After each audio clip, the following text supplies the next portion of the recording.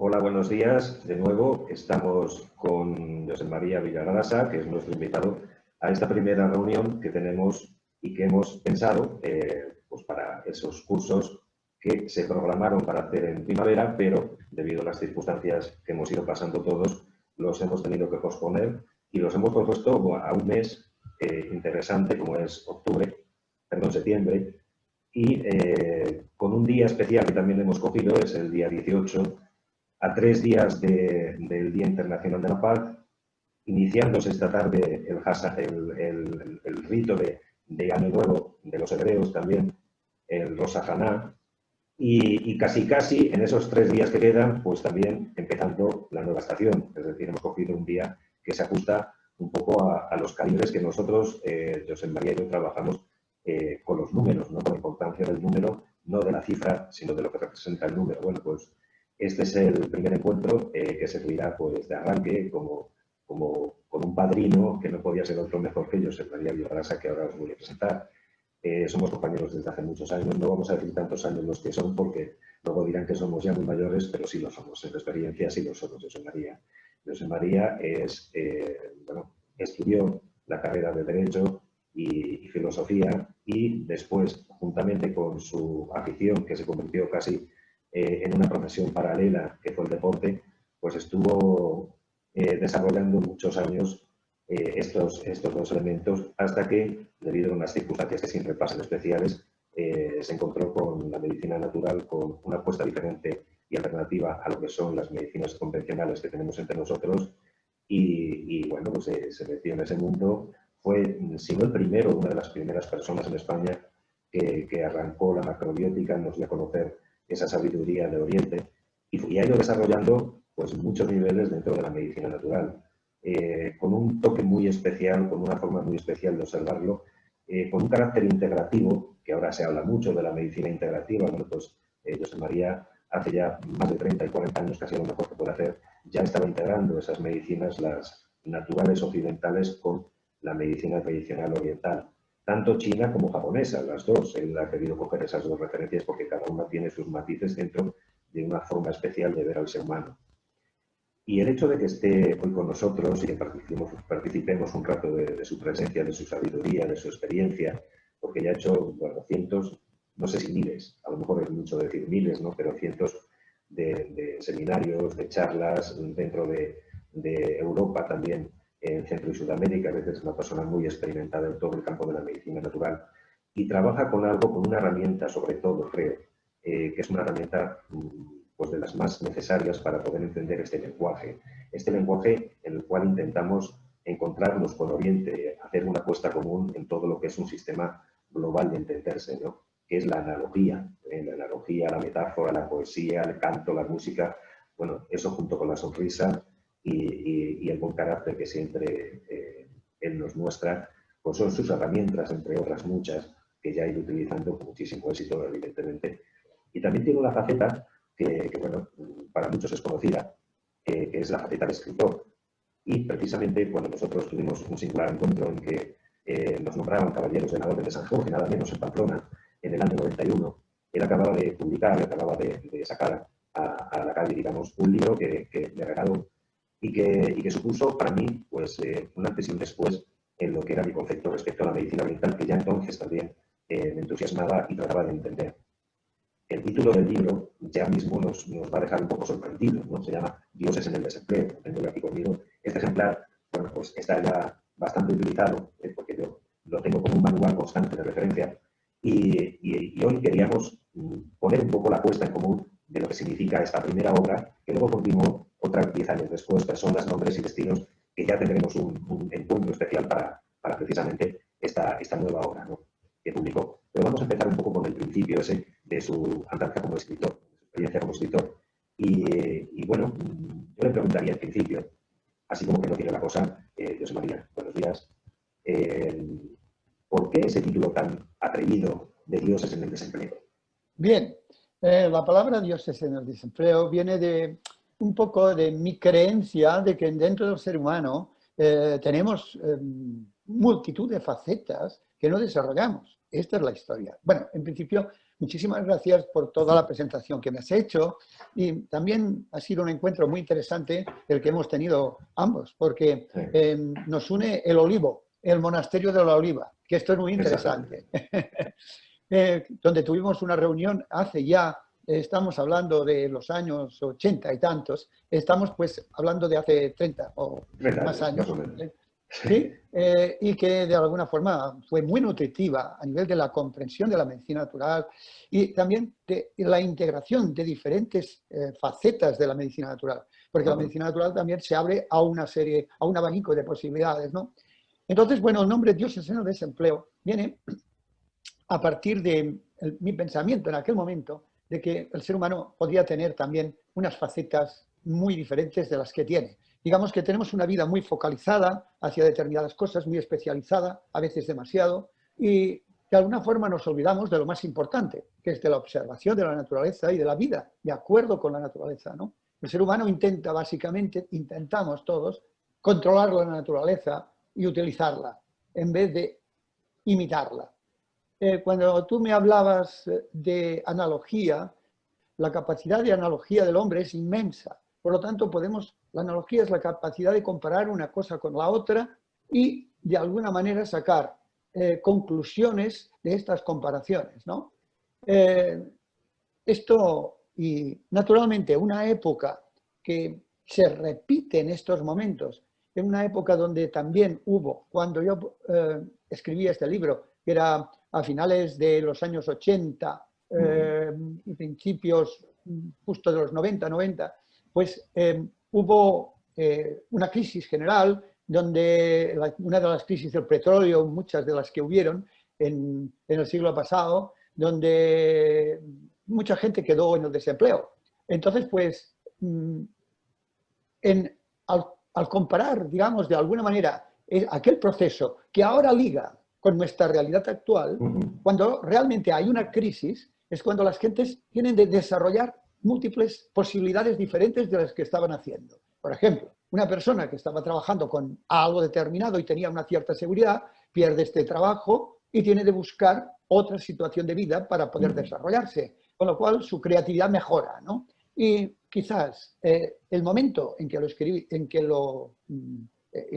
que era a final de los años 80, el momento que se vivía en aquel instante en la economía y tal, que de alguna forma es paralelo al que se vive hoy día y Paralelo donde las perfectamente. circunstancias Sí. nos obligan a cambiar, es por lo cual le pusimos este nombre al libro. Es decir, José María, que directamente mandaste al paro a los dioses. Claramente. ¿Cómo? Que directamente mandaste al paro a los dioses, los desempleaste, los nombraste como dioses en el desempleo. Y Ya. hay algo que a mí me empezó a llamar la atención sorprendentemente en el prólogo. Cuando abrí el libro, después de ver tu dedicatoria, y me acerqué al prólogo, al inicio del libro, y ahí directamente ya empiezas. Leemos en la Sagrada Biblia. Dios creó al hombre y lo hizo a imagen y a semejanza suya. Fácil es ¿Eh? deducir, por tanto, que el hombre, en el fondo, algo puede tener dentro de sí de Dios mismo. Ya. Supremo Creador le dio su aliento y lo animó a la vida, pero lo hizo de barro. A mí estas Bueno, palabras, bueno, fíjate que hoy precisamente, como decíamos, como hemos dicho al principio de nuestro encuentro, hoy precisamente los hebreos están celebrando este día, el día que Dios manifiesta la creación del hombre, ¿no? Y es muy interesante que nosotros arranquemos esta propuesta también eh, con esa convergencia de fechas, ¿no? Y de propósitos. Y yo te digo muy una bien. cosa, porque yo sé que, como tú estás ya mostrando tu sonrisa de siempre, vamos a ver, no cabría preguntarse, y desde aquel momento que el supremo creador dio ese aliento al hombre, y luego, como tú continúas, instaló para que no se aburriera unas semillas que eran el miedo, la intolerancia, estos elementos digamos, que van a introducir luego el fondo de la obra, ¿no? Pero, ¿tú crees que en ese aliento que dio al primer hombre no le faltó?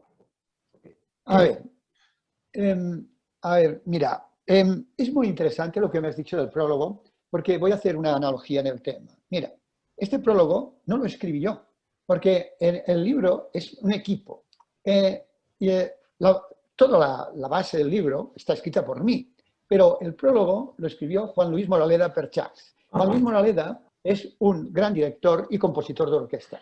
Yo procuré que el libro tuviera un gran pintor, que es el que hizo La portada. la portada, que es Pablo Bobbio, muy conocido internacionalmente. Juan Luis Moraleda hizo el prólogo y finalmente la última parte del libro, o sea, el cierre del libro lo hizo un juez, Josep María Bachs, que es un juez de la Audiencia Nacional y que forma parte o sea, el epílogo lo hace Josep María Bachs, que es un juez de la audiencia. ¿Por qué? Porque ligué tres partes importantes de la vida de una persona. En principio, el arte. El arte es importantísimo. El arte es la obra de Dios. Sí. La obra de Dios. Los artistas, los pintores, proyectan dentro de sí esta imagen de Dios. Cuando pintan y crean. Generalmente, a veces simplemente hacen una reproducción de lo que ven en la naturaleza, lo cual también es hacer una reproducción de Dios. Pero de alguna manera muchas veces sacan de sí esta imagen de la mente de Dios. Los músicos son los capaces de iniciar la sinfonía de la vida.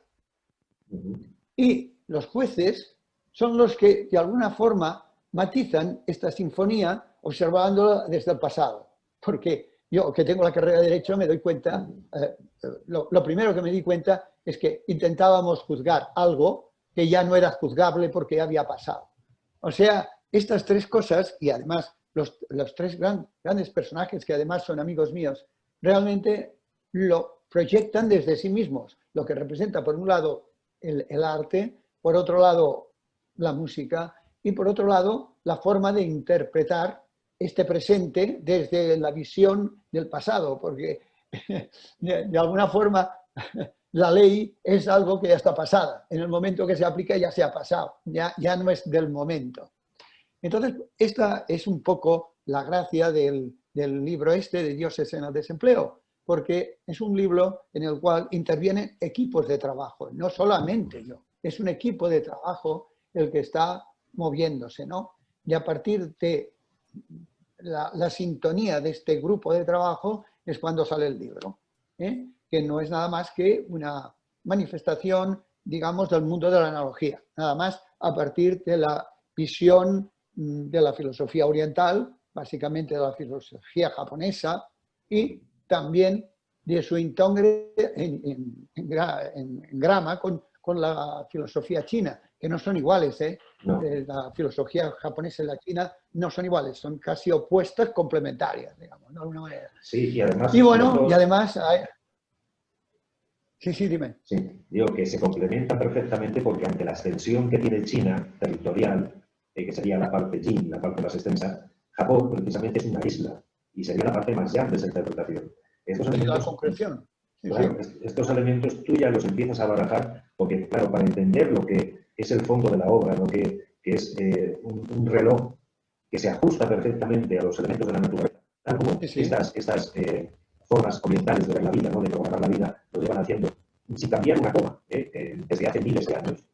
Hay que, claro, lo has hecho muy bien en ese principio del libro, un poco familiarizando al lector con lo que son los conceptos del yin y el yang, ¿no? Con esos elementos contrarios, pero que se vinculan y que se juntan y que se armonizan para, en definitiva, ser los participantes permanentes de la exposición de la vida en todos los ámbitos, en todos los niveles. Los chinos, en esa agarrar, esa geometría, que la poesía, la metáfora, utiliza la geometría como elemento vinculante, como elemento relacionado.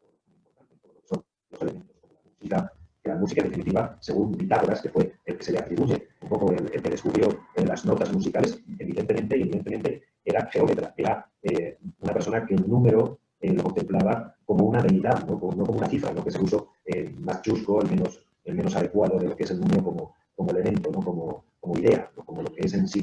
Y claro, este libro, al lector, que entonces estamos hablando de unos años, que claro, ahora en la actualidad, desde ese momento hasta la actualidad, pues la comunicación, el internet, el acceso, digamos, a la documentación, ¿no? Es muchísimo más fácil y las personas pueden tener más campanas de lo que tú te referías y tratabas y conseguías explicar perfectamente en el desarrollo del libro.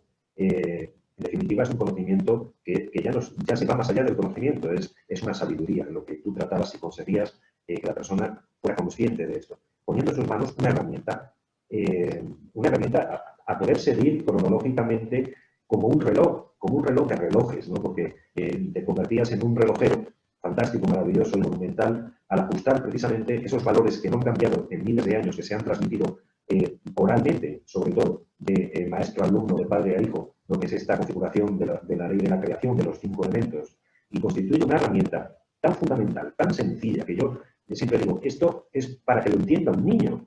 Es decir, siempre queremos formas, sistemas de intentar entender al hombre en todas sus dimensiones, en toda su interacción, tanto con sí mismo, con sus emociones y con el medio ambiente, en todas esas sincronías de relojes que se tienen que ir manifestando para que al final se acerque a la armonía lo más posible esa vida del hombre.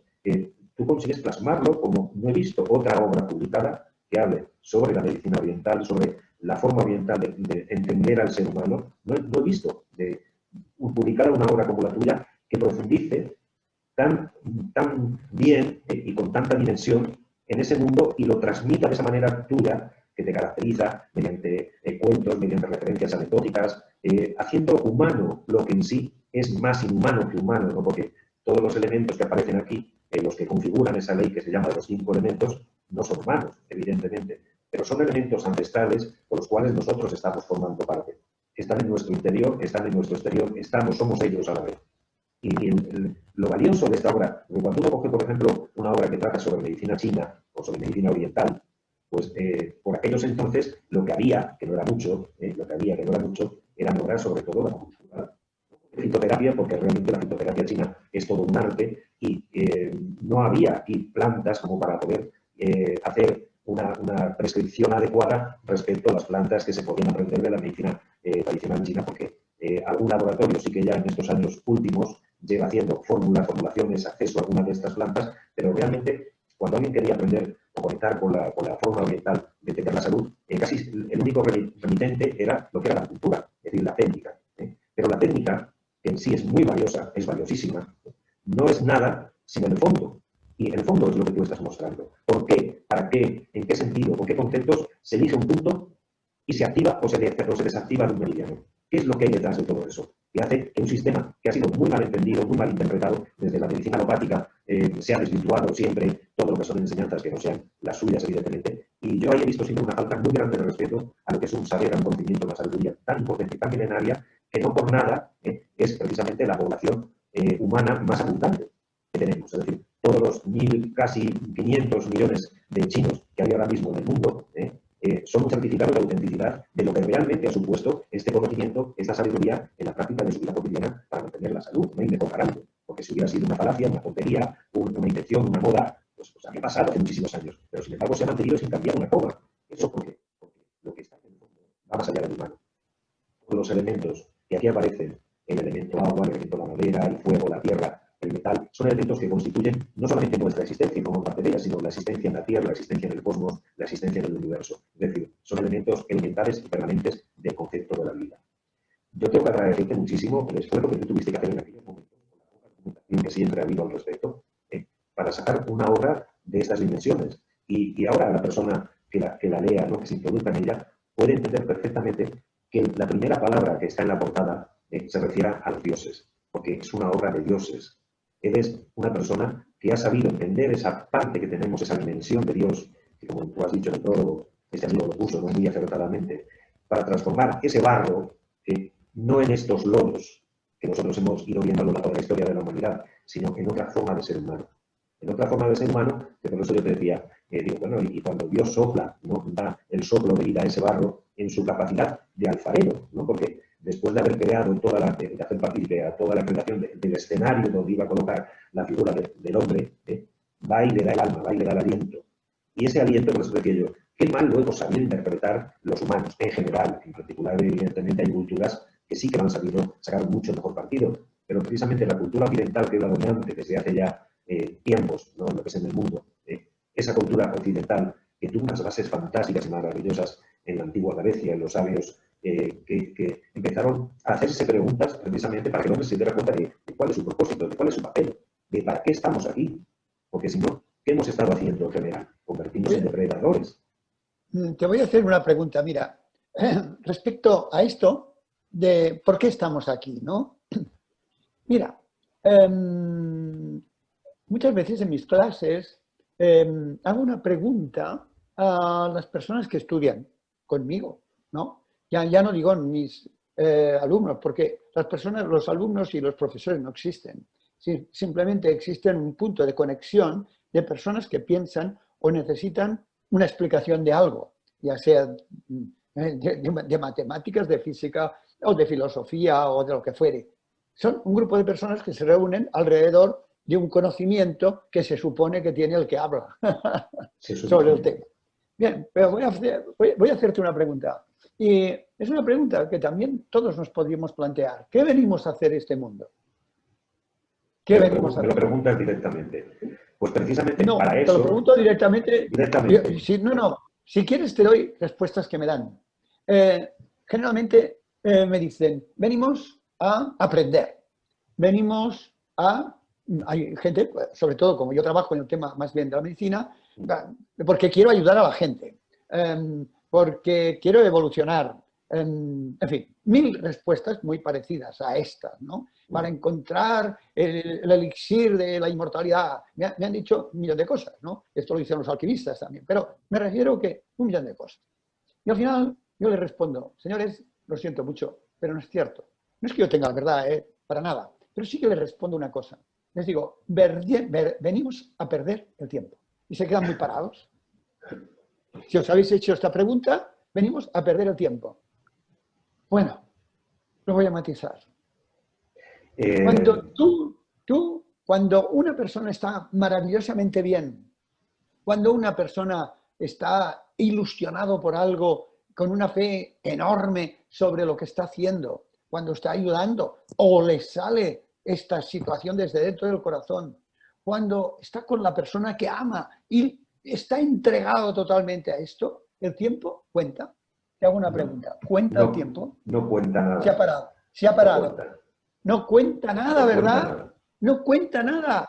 Cero. ¿Qué venimos a hacer este mundo? A perder el tiempo, a perder precisamente el reloj. Cuando nosotros perdemos el reloj interior, este reloj que nos hace prisioneros del tiempo, cuando salimos del tiempo, salimos también de la frecuencia, incluso de la luz, para ir a una frecuencia superior. Esto es lo que venimos a hacer. Claro, venimos a perder la noción del tiempo. Venimos a perder la noción del tiempo. ¿A partir de qué? De la proyección emocional maravillosa que podemos tener ante cosas en las cuales nosotros estemos creando. Ahí está el tema. Cuando tú estás creando, cuando tú estás amando, el amor es el conducto que nos lleva a perder la noción del tiempo. Y eso es todo. Cuando tú estás en una clase que estás disfrutando, el tiempo no cuenta. Pero si, por ejemplo, en esta clase pues te aburres, el tiempo es infinito. Igualmente en una relación, igualmente en un contacto, igualmente en un trabajo. ¿Cuánta gente pierde la salud para estar permanentemente en un trabajo reiterativo que no le interesa nada? ¿Por qué? Porque no somos capaces de cambiar aquella puerta y meternos ¿dónde? ¿Dónde? Cada uno de nosotros tiene un genio interior. Hay que recogerlo, hay que acogerlo, hay que trabajar en él, instalarse en este genio. Unos sirven para la música, otros sirven para las leyes, otros sirven para pintar, otros sirven para cualquier cosa, para cocinar. La cocina es un arte impresionante. El cocinero disfruta. Pues lo que tenemos de intentar, yo les digo a las personas que me vienen a ver, que generalmente quieren ser terapeutas y cosas por el estilo, les digo, lo primero que tienes de amar es tu propia profesión. Y entonces no te preocupes, que serás empático, tendrás gente que te vendrá a escuchar y que harás más con tus palabras y tus hechos que con los productos o las cosas que les des. Estos solamente servirán para sujetar su seguridad, pero fundamentalmente lo que necesitan es tener fe. Y la fe es una fórmula de creativo que tenemos. Bueno, ya lo he dicho, creo que eso puede ayudar a mucha gente.